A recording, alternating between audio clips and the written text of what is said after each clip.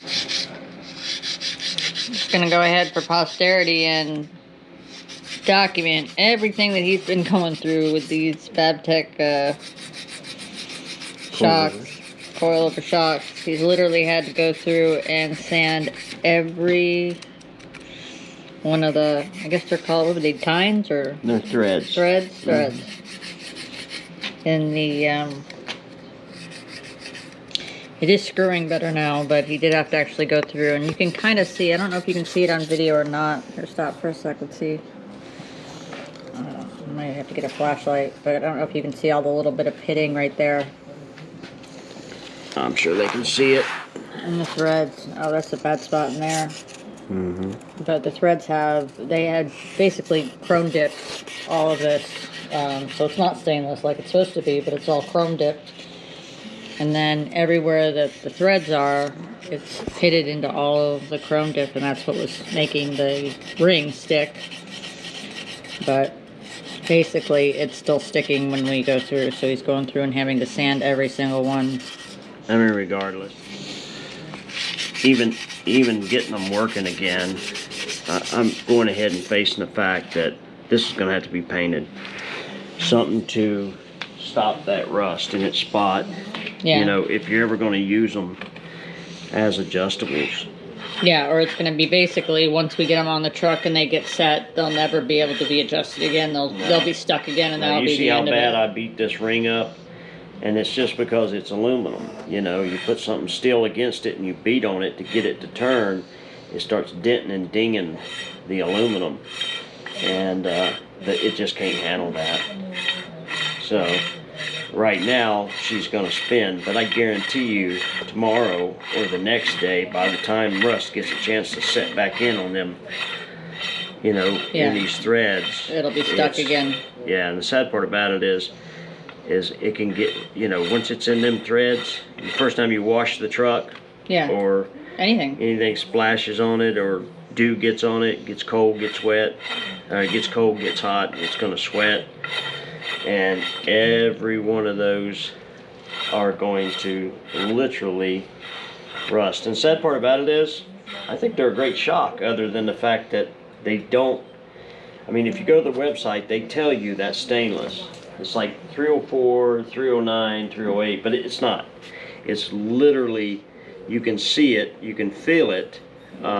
It's just like any other chrome bumper or chrome anything, you know, rust gets under it and it starts bubbling and coming off. So as promised, we're going to show you the rebuild. It's not going to be a lot of talking or anything. I'm just going to let Wade rebuild it, give you guys some music, and you can watch the process. Now, we took the bolt off the top of the other one, so that's here. That's what it looked like before. Now he has the you didn't move this stuff, did you? I did not touch it, no. So there's the other pieces to the top, and right now he's working on this, what would you call that?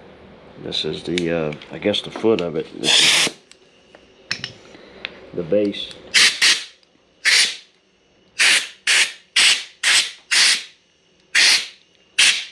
So he just took out this seal right here.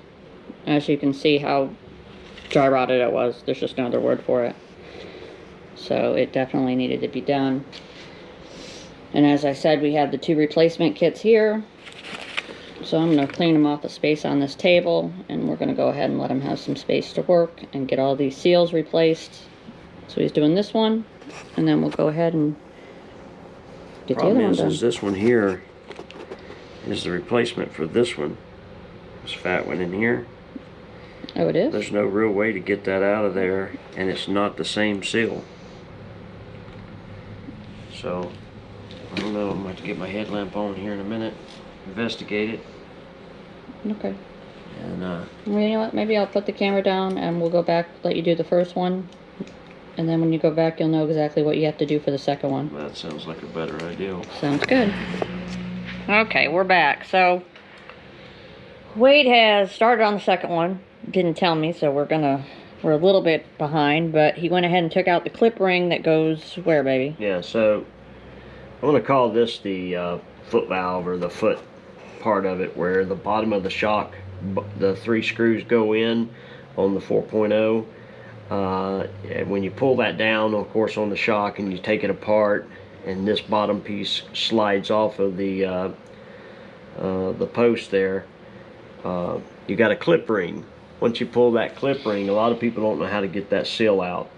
When they send you a seal, it comes in a package, and it looks similar to the metal one, except for it's all kind of rubbery plastic. So the way you get in there and do it, you can't go in and knock it out. That's what I thought in the beginning. I called them up, tried to get some advice on there. They're pretty good about getting back with you on it, and kind of talking you through things. But they actually called me back after I'd already figured it out. So if you take a little pick, usually you can stick it in here and just kind of ease it up, you know, kind of just prise this part of it up. So you're prying that metal ring up, basically, is what you're saying? It's aluminum. Okay. Believe it or not, it's billet aluminum. There is, you guys can see, there's the ring. Came out from under the clip. And then that's how you get to this little rubber one. Okay. Now, it's very important that you put it back exactly as it went in. So in other words, just how it come out? When I first started doing this, I was tapping and poking on it and everything else, and it looked like I had it moving, and then I noticed, wait a minute, it kind of fell out of my hand. This did. The old one. I think it's in that bag right here. So I kind of got lost about how to put it back for it first. But I noticed the serial numbers, or the part numbers, whatever you want to call it, on the seal transfers onto that aluminum ring. As you guys can see right there, the I see it, where the plastic kind of had moved onto it, huh? Yeah, just kind of from pressure being on it. So in other words, this thing goes in opposite of what you would normally put a seal in. Like for instance, this metal seal would go in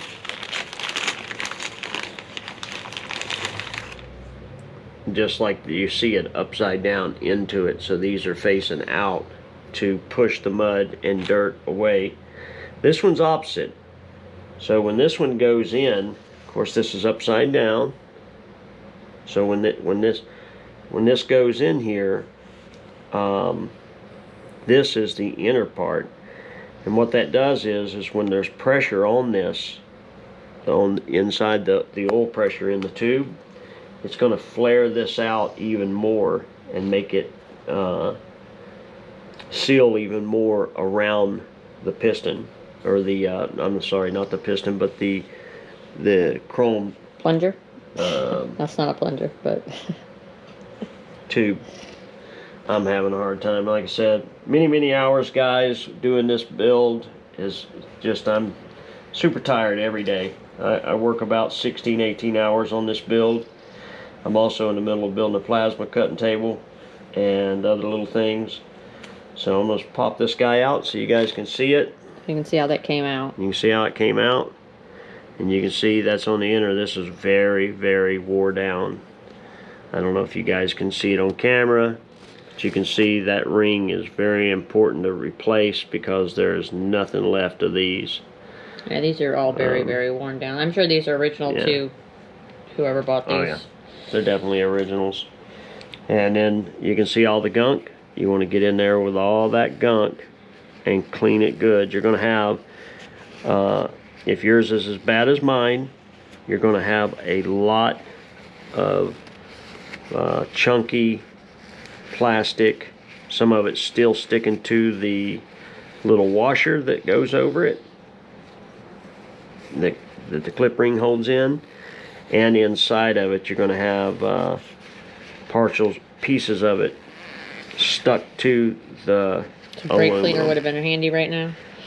Yeah, you could have used, you can use brake cleaner, you can use anything, but I got an air hose and a little air fitting, so, and plenty of paper towels, so I make sure it's cleaned as best possible, and there's nothing else that can, you know, damage it.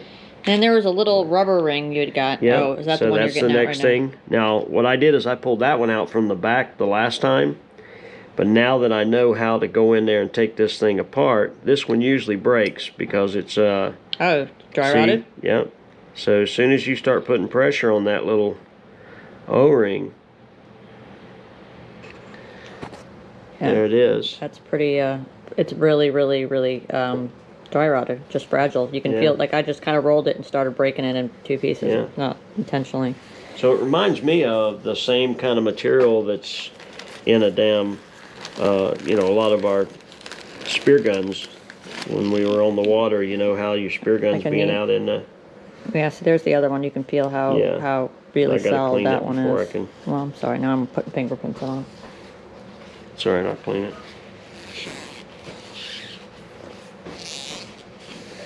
So, you want to clean it as best possible, and they don't give you the copper press-in ring here, and this one's much worse than the other one. I don't know if you guys can see that in there. Oh yeah, I can see it's got a little bit of rust and pitting on it. So this one, like the other one, you're going to have to, if you have what I have wrong with yours, you're going to have to take and lightly scuff it. It's made of copper. So could you hone it out then and have like use a little honer or something on it? You could, but you would hone the whole thing. I don't prefer. I wouldn't suggest honing the whole thing because then you're going to get some slack in it. Just lightly, like I said, spray it with some alcohol or something that will clear all of the oil and grease off of it, and then take some like 600. That's what I did, and my finger, and I just went down and cleaned it the best I could, because you know that's going to come back eventually. But you know, unless you can get a hold of those guys and buy that piece and press it in, if you got a press, you can, you know, probably it didn't come in the kit from them. I'm not going to do that because I don't have the money or the time. So as of right now, the only thing I'm going to do is put new O-rings, new seals in it. I'm going to fix where it's damaged a little bit to where I would feel it's best to my standards, and then I'm going to go from there. Like I said, I'm going to install this bugger back together. You want to change all of these, because these even got flat places on them from being inside that tube. Yeah, they don't seem quite as dry rotted, but you can still... It's not really dry rotted, but if you look closely, you can see flat places on the top of the ring. Oh yeah. Where it seals inside the chamber. Where it's just kind of gotten molded to that space that it's been in for so long. Yeah. Yeah, it's got a lot of ridges and stuff in it. I don't know if you guys can see that or not. But like I said, best thing to do is make sure you change all of those out, even if they look good. Blow it off real good. Make sure there's no debris, no sand, no nothing like that in there. And you want to go through and do the best you can, like I said, fixing that little copper bushing. Because that's what it is. It's like a little bushing in there that keeps this thing sliding straight and, you know, up and down on that chromoly shaft. Sounds much better than plunger. Yeah. So you guys can tell this is a really tight fit. So let me take you guys over here and show you. So like when you're reinstalling this with the rubber seals on it, it's going to be tough. So what I did is I kind of walked it like this around to get it started on the rubber seals. That's what you done the other one? Yeah. And then once you get it started, you'll feel it. It'll clunk. And then it'll get to this point to where it slides on that ring. And when it slides on that ring, you can see there's hardly any play. No, and that doesn't have the seals in it, so that's why you have a little bit of play right now. But you want to be careful and not cut those rubber seals on this. It's got a little bit of a cut down on the flange, but it would still cut your seals so fast just by reinstalling it. So you'll instantly have it either leaking or not.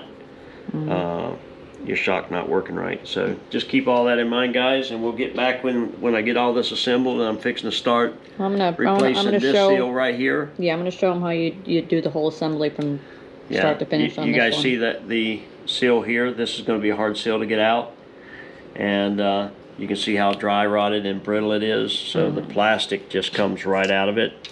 Oh yeah. Well, I guess that's probably why we didn't have any fluid. Well, this doesn't just hold the fluid in. This does a few things. This keeps mud, dirt, and grime back up out of there. That's why that seal goes in opposite of this seal. I got you. So this holds the fluid in. I got you. On this side, and you can tell it was leaking. This seal actually doesn't really hold the fluid back in there. What it does is it's made to clean this shaft every time it steps down on mud, dirt, grime. It's made to push that stuff away and make sure nothing can come up through there, any water, anything. And this seal is the why I said it was so important, because that's what holds the fluid encased in the body. See, this is not, well, I guess it would be in a sense, but this is stationary. This, every time you hit a bump's going up and down. Okay. So this one is taking care of the water and the outside source of anything getting in there to contaminating anything or hurting anything. And this one is what holds all of your fluid and your pressure and everything in this chamber. So this one's the most important one. We'll get to this one in a second. So, one in. So guys, just keep in mind that when you're doing this, the best way to do is get a little flathead screwdriver. Like I said, that seal's already fell out of it as soon as I started milking with it. There's no way to really get this out, but most of these are not pressed all the way in, so there's a little bit of a gap to get into. So you can just take something nice and small, a little flat screwdriver, and just kind of tap it in there, pull on it a little bit. Don't break your aluminum. And just kind of walk it around. There's a training program. It's not like med school or anything. Give me a hand here.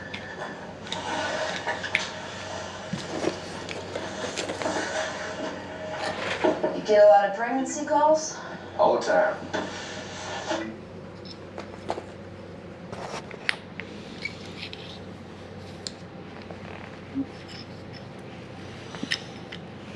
That's right, guys. You heard the TV playing in the background. You want to get your wives involved in building and helping you work on your truck?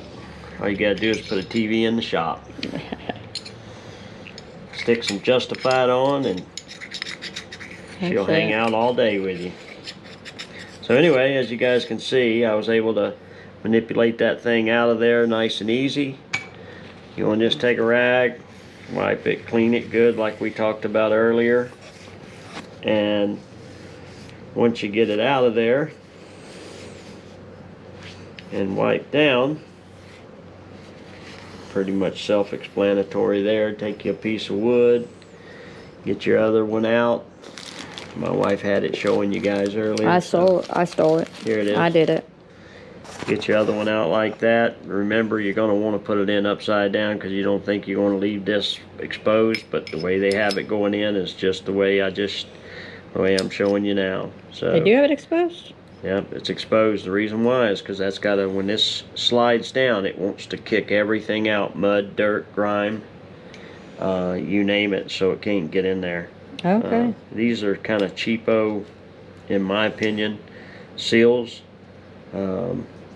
but just by looking at, only 3 or 4 year old seal, I guess I'm not got a lot of knowledge on talking about it, so I probably should keep my big mouth shut exactly. Anyway, just kind of tap it in flat as best you can. I've got a piece of wood over there. You guys don't need to see that. Y'all put plenty of seals in if you've done this before. I went ahead, guys, and put in the seals in this one. As you can see, the little washer's trying to slide around under the clip. She's got her brand new seal in there.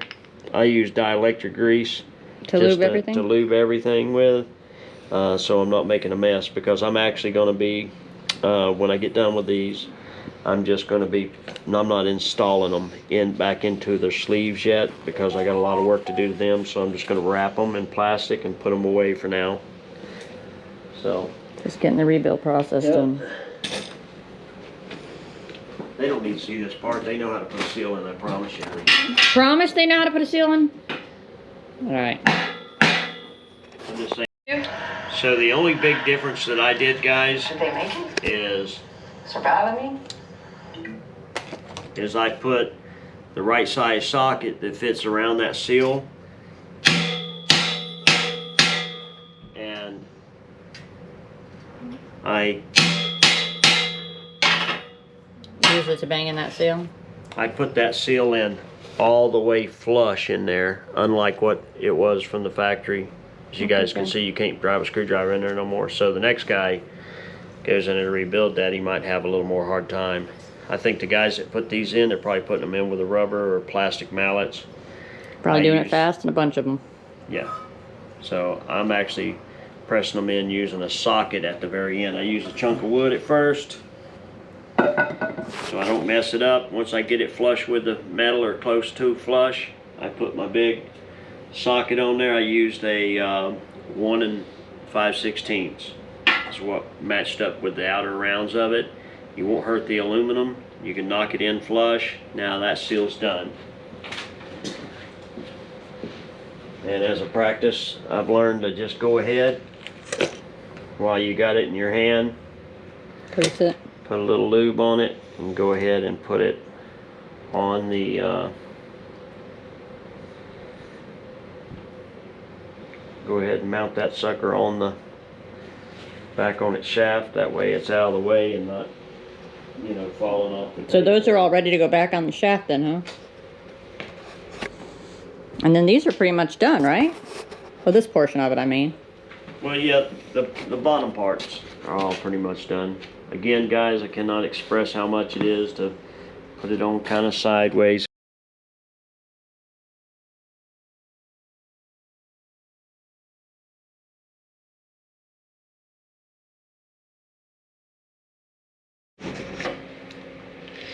This is your toughest setup, getting that thing to flip around that rubber O-ring and that rubber seal. I would not put anything around this rubber seal yet to lube it. Because you're not until you're ready to put it on. Right, till you're ready to install it and put the big clip ring back on. So, again, the whole foot of this is held together by one large clip ring, which you guys will get to see, I'm sure. My wife's going to be following me around with that camera here in a little bit. Now what we're going to do is we're going to go ahead and put back on the pieces that were up here, the spacer and the whatever you call that stuff. The nipple. I'm not the guy that can tell you technical stuff. I'm just a jack of all trades, master of none. I wiped all this down, cleaned it up. Believe it or not. Did you have to put a new one of these things on there? Here in a second after I put it on there. I've learned it's better to do it. See how that spacer, or that washer is in between this big washer and this? So you left that all in order when you took it off, basically. Yeah. So you knew exactly how it went back on. Okay, so spacer. And then you've got these little, these are all washers, real thin washers. Each one. Oh my God, they're all different. Tines, yeah. I thought it was all one step down, but it is not. This one goes on like that.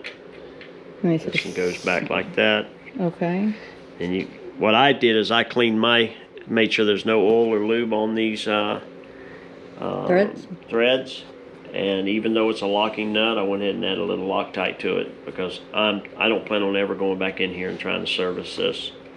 I'll buy new the next time, if you guys know what I mean. So this band here gets replaced that you see here that's on it. This is the old one. All you got to do is just kind of pick up on it or pry out on it a little bit and pop it up off of there. Okay. Clean that real good. All that I've already wiped down in pretty good in between there. So it came with that. The kit came with those though, right? It did. Okay. So what I did, I went ahead and kept them just in case something went wrong, or, you know, I figure we'll have them in the parts bag if I had to in emergency. Oh yeah, it came back with plastic ones, huh? Well, I don't know exactly what this plastic one's for yet. I haven't made it that far into the other parts of it. Oh, okay, so it is different. I see it. There's a metal one in there. And Oh, shut up, I'm sorry. But what I did is, I don't know if that's what it's used for. You can see this one's sprung wide open, really wide. And it's in nice shape. Let me get me a fresh paper towel.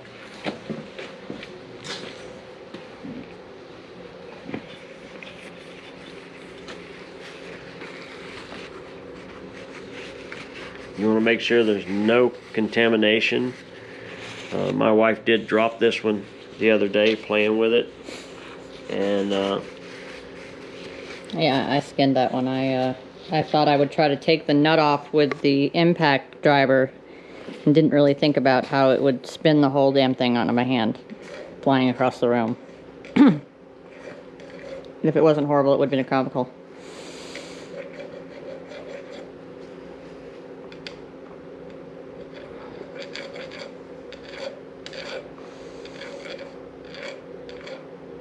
all I'm doing is taking the little burrs off of it from where it hit the concrete.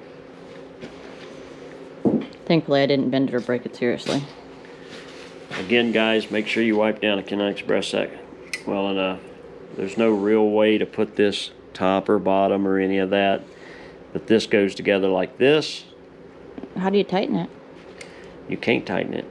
It goes up in there like that. Once you get this pinched tight and this goes in that seam, it never comes out again. Okay. I turned this crooked to it just for now, just because I wanted it something to hold it, because this will hold it until it goes into that tube if you put a zip tie around it. So that's just my way of doing it. I don't know if that's how they do it or not, or if they've got a better plan. I'm sure they do.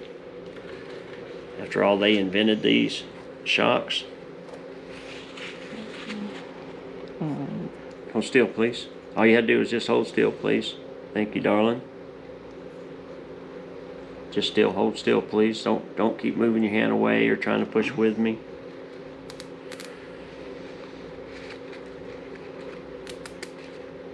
So what I did, or what I do, is I put this around it like this, pinch it and try to hold it.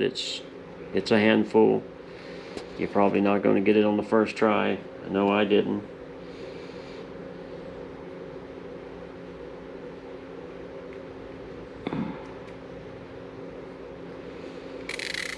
The cool part about this is I used to build a lot of engines. So, what's your fingers, honey? Okay. Oh, you were holding pretty good pressure on it. Thank you.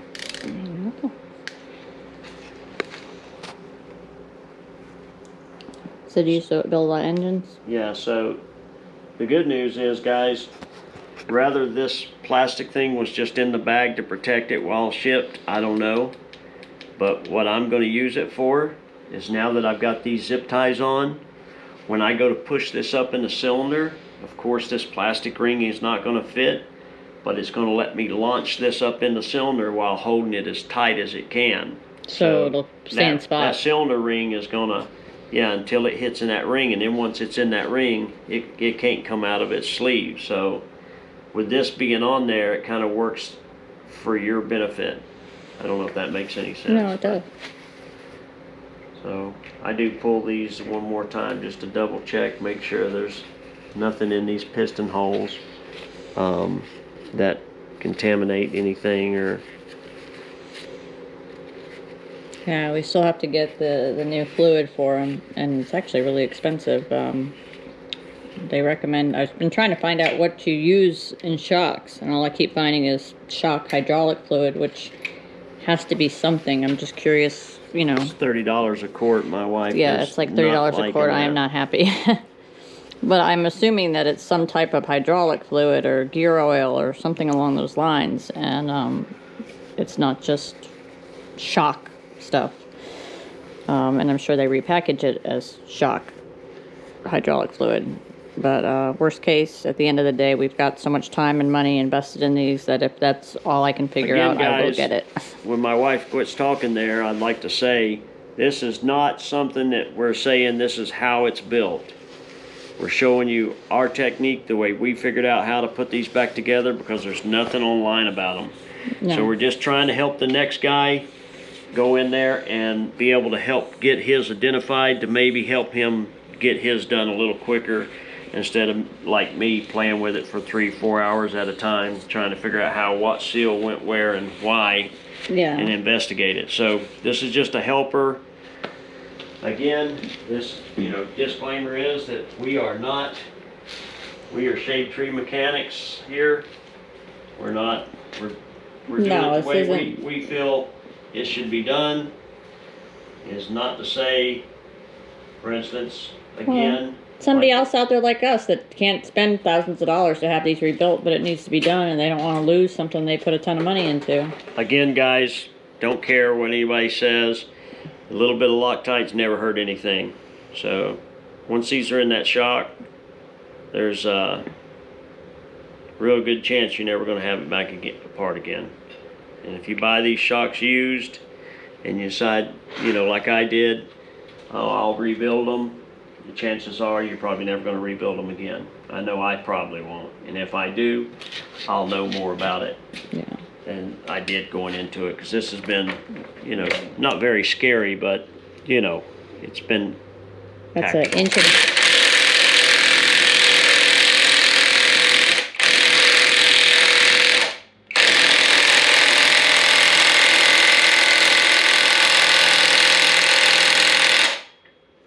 inch and a 16th on that too. By the way, socket is what fits that bolt. Yeah, 1 1/16. So, well, you guys. That video helps you guys. Yeah, that's how that all goes back together. We're gonna get these things. We gotta get our cylinders cleaned up more and ready for them to go back in, and then add oil. I did meet a guy today. His name was Tony. That I think works in the North Carolina division of this company. He did get back to me really quick, like the same day, within probably the hour or so of us leaving a message for him. So if you guys decide that this is too much for you, I'm sure you can send them to them and have them build it. He's the rebuilder. If not, he's very open to helping anybody. He seems like a very humble and very handy guy. Yeah, and they were good. They sent us, I called and asked if there was any rebuild instructions. They sent us, there's a one-page little write-up they have. It's just generic for any of their shocks. It has a little picture on there, but it didn't really... It will not give you anything. It's not a whole lot of detail. Not torque specs. It doesn't give you how the seals go, nothing. It just shows a picture of it inside of itself. That's it. So yeah, so it wasn't a whole lot of detail. So I hope this video helps you guys rebuild these if that's your mission, and we will see you on the next one. See you on the next one, baby? Yep. Thank you, guys. All right. Good night. Next time you guys see these shocks, they're going to be going back together and getting installed on the truck. That's right. All right. Good night. Good night, guys. Cole said, thanks for watching. If you like what you saw, go ahead and hit that subscribe and like. We've got lots coming in this crazy build we're doing on this Overland 4.